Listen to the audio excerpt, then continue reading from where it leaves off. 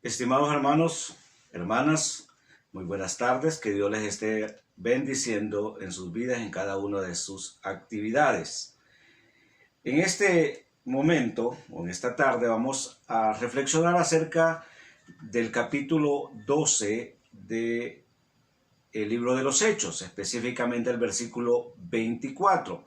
Pero para ponernos en contexto acerca de lo que dice este capítulo, déjenme referirle lo siguiente. Nos dice el capítulo 12 que el rey Herodes en aquellos días mandó a capturar a algunos miembros de la iglesia para maltratarlos. Pero no solamente fue para maltratar, porque mandó a asesinar a Jacobo, el hermano de Juan. Esto agradó a los judíos, dice el capítulo. Por lo tanto, mandó también a capturar a Pedro. E iba a presentarle uno de esos días ante los judíos para que estos hicieran escarnio y quizás hasta le provocaran la muerte a aquel hombre llamado Pedro. Mientras Pedro estaba encarcelado, atado con cadenas, rodeado de muchos veladores, de muchos cuidadores que le impedían o que procuraban que no fuese liberado, dice la Biblia que la iglesia oraba fervientemente. Oraba por la situación que estaban viviendo, oraba por la situación que estaba viviendo Pedro. La Biblia nos dice que el Señor mandó un ángel a su ángel y éste liberó a Pedro. Pedro buscó el lugar donde estaba reunida la iglesia y al encontrarla se regocijó mucho con ellos y les contó cómo Dios le había liberado, cómo le había sacado de la cárcel. También dice la palabra de Dios que en determinado momento Herodes se reunió con algunas personas y en una audiencia, en una reunión, una asamblea, Herodes llegó vestido con sus ropas reales y se sentó en el trono para dirigirles un discurso a los que estaban reunidos. El pueblo, muy emocionado, lo aclamaba dando gritos y decían: queremos voz de Dios y no voz de un hombre. De esta manera ponían en los labios de Herodes, hacían de Herodes, le daban a Herodes el título de Dios. Dice la palabra que en ese momento un ángel del Señor hirió a Herodes porque no le dio la gloria a Dios y Herodes murió rodeado o comido por los gusanos. Pero el versículo 24 dice: mientras tanto, la palabra del Señor seguía extendiéndose y multiplicándose. Este capítulo habla acerca de persecución, habla acerca de tiempos difíciles para la iglesia, de tiempos duros para los cristianos. Menciona específicamente a Jacobo, hermano de Juan, quien es asesinado como una forma de persecución para los cristianos. Pedro es capturado también y quizás iba a correr el mismo destino que su amigo, su condiscípulo Jacobo. Pero no sucedió así porque Dios le liberó. Y el papel de la iglesia era que la iglesia oraba constantemente. Fíjense que aquí hay un contraste o una comparación podríamos hacer entre el poder de Dios, entre el poder de la iglesia y el poder de Herodes, el poder del mundo. Mientras Herodes se exalta, recibe la alabanza como que si fuera un dios y muere de una manera muy lamentable, la iglesia lo que hace es busca a su Dios, busca al verdadero Dios. Y esto nos refiere entonces que en aquel tiempo había un crecimiento pese a la adversidad. Y hoy podemos decir que la iglesia seguirá creciendo pese a la adversidad. La iglesia podrá ser perseguida, podrá ser internamente incluso influenciada por pensamientos, doctrinas que no son los correctos como actualmente los estamos viviendo, pero siempre habrá un remanente que continuará fiel a Dios y continuará predicando la palabra de Dios con fidelidad. Nosotros debemos ser parte de ese grupo, de esos hermanos y hermanas que predican la palabra con fidelidad y que son parte entonces, actores de ese crecimiento pese a la adversidad. La palabra de Dios nos dice entonces que el pueblo de Dios y la historia misma nos refiere que el cristianismo no la ha visto fácil. Históricamente el cristianismo ha sido perseguido. Miles de cristianos han sido perseguidos. En tiempos recientes, según un artículo titulado La persecución a los cristianos en la historia de la Iglesia, publicado por la Universidad Católica Nuestra Señora de la Asunción de Paraguay, fechado el 17 de 2019, dice: según diversos estudios, en el siglo XX, o sea, el siglo pasado, habrían sido asesinados unos 45 millones de cristianos, y esto por persecución cristiana. En cuanto al número de cristianos muertos anualmente por su fe, según una declaración hecha pública en junio del 2011 por el representante de la Organización para la Seguridad y la Cooperación en Europa, para la lucha de la intolerancia y la discriminación contra los cristianos, se trataría de que ese año hubo 105.000 muertos, o anualmente han habido al menos 105.000 muertos por cuestiones de persecución hacia los cristianos. Sin embargo, aquí estamos, predicando. Nosotros gozamos ahora de libertad para reunirnos, gozamos de libertad para predicar la palabra. Por lo tanto, cuando hablamos de sumarnos y multiplicarnos, estamos diciendo que le decimos a Dios, que deseamos que su reino siga extendiéndose, que vamos a cooperar en esa extensión y que vamos a procurar que la palabra de Dios pueda seguir siendo predicada. Ese crecimiento al que nos referimos a pesar de la persecución, y basado en el versículo 24 de Hechos, que dice claramente que mientras tanto la palabra del Señor seguía extendiéndose y multiplicándose, debe llegar a nuestras mentes, a nuestros corazones, debe afectar nuestra voluntad, debe afectar nuestra actividad como cristianos y como iglesia, y debemos procurar involucrarnos en la predicación de la palabra de Dios. La palabra pero está aquí en este contexto como una palabra que llama la atención y que relaciona los hechos de Herodes persiguiendo a los apóstoles con lo que sucedía realmente en la iglesia.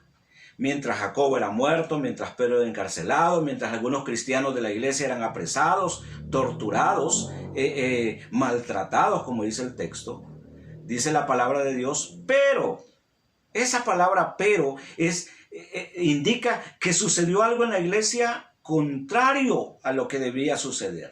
Lo que debía esperarse ante la persecución era miedo, era huidas, era gente que se cohibía, que se escondía de predicar la palabra. Sin embargo, no pasó eso. Sucedió todo lo contrario. Y es porque cuando hay hombres, mujeres que creen en Dios, los hechos alrededor serán sin duda de temor. Los hechos a nuestro alrededor indicarán de repente que hay dificultades, que hay peligro, pero creer en Dios lleva a lo opuesto a lo que el mundo y a lo que los perseguidores del cristianismo y de la iglesia esperan. Ese crecimiento a pesar de la adversidad también se refiere a la palabra de Dios. Esta palabra que nosotros creemos que se trata del mensaje de Dios a la humanidad.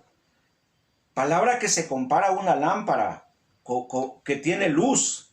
Jesús, hablando en parábolas acerca de la palabra de Dios, la comparó a la semilla que el sembrador lanza, siembra, y que viene y produce fruto. No en muchos, no en todos, pero produce fruto en aquellos que la entienden, la practican, en aquellos que desean hacer la voluntad de Dios. Jesús dijo de ella que crecía. Aquí en el versículo que hoy estudiamos menciona la palabra de Dios como una palabra activa, dinámica, que tiene vida. Y podríamos decir también que la palabra de Dios, como ella misma dice, es la palabra no de cualquier ser, no de cualquier persona. Dios es el ser supremo, omnipresente, omnipotente y omnisciente, creador, juez, protector.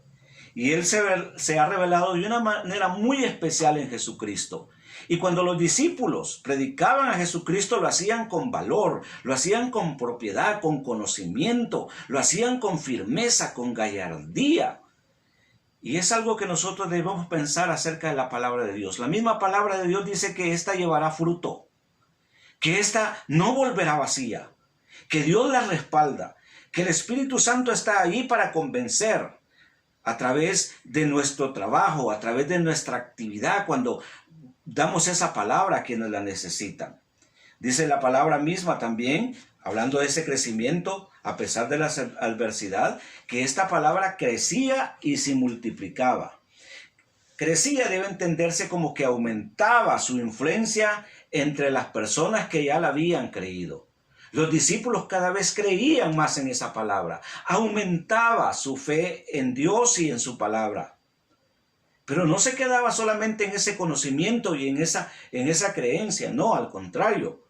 Dice la palabra de Dios que miles de personas creían en Jesús por el mensaje predicado por los discípulos.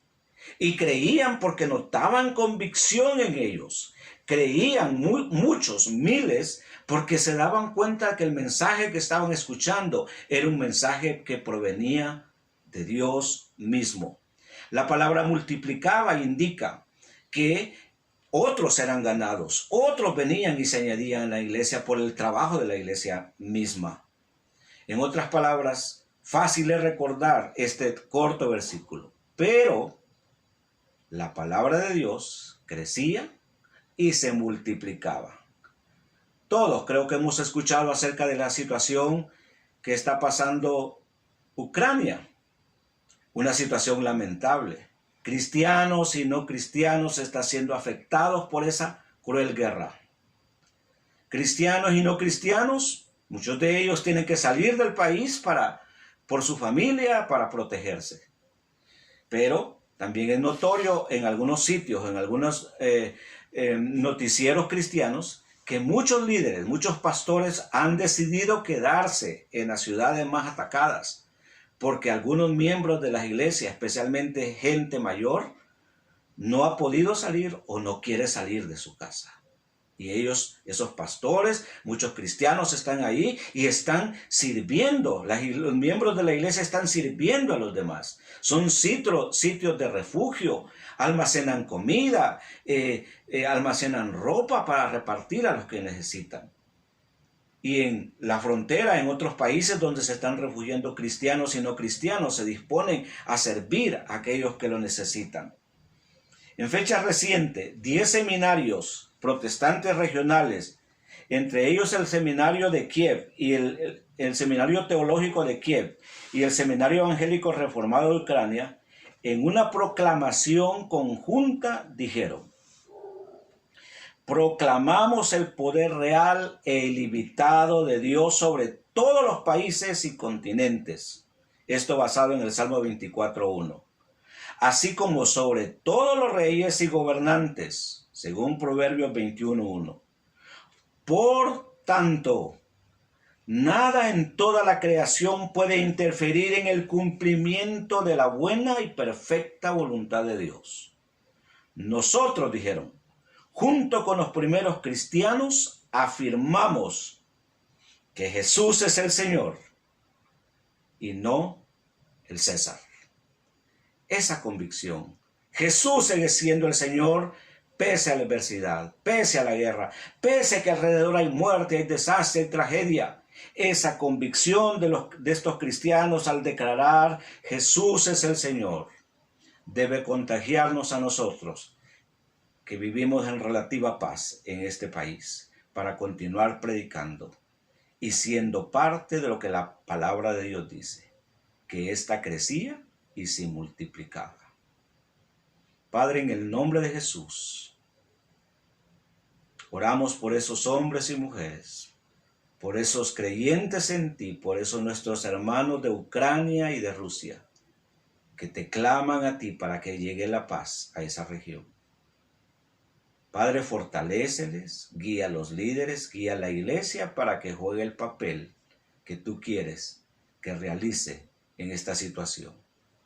Mientras tanto a nosotros, Señor, que gozamos de libertad para reunirnos, libertad para predicar tu palabra, nos dispongamos a obedecerte, yendo y haciendo discípulos a todas las naciones. Te lo pedimos en Cristo Jesús. Amén y amén.